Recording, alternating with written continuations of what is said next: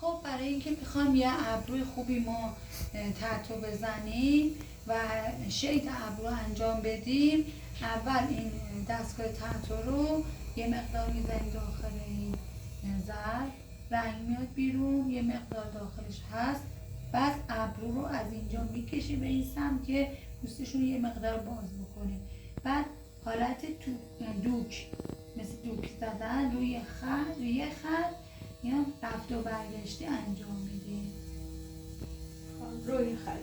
روی خط. بعد داخلش رو بازم.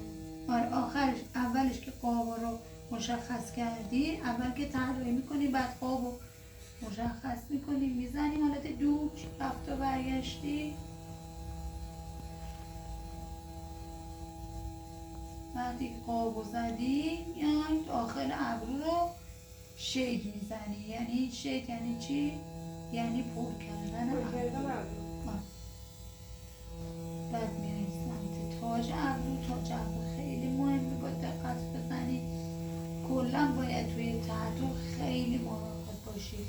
اگه یه مقدار از خط بزنه بیرون دیگه چی کاری نمیشه کرد، مگه دیگه در اون حالت ریموو انجام بدی.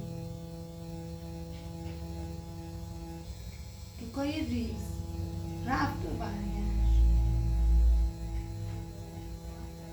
قابی که الان زدیم رو همون طراحی که کردیم رو همون انجام میدیم. اول روی پوست کاملا کار انجام میدیم، بعد روی صورت چند جلسه روی پوست کار میکنیم.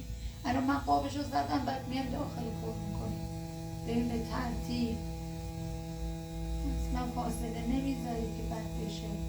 رفت و برگشت، دوش میزنی، به حالت خیاطی هست، رفت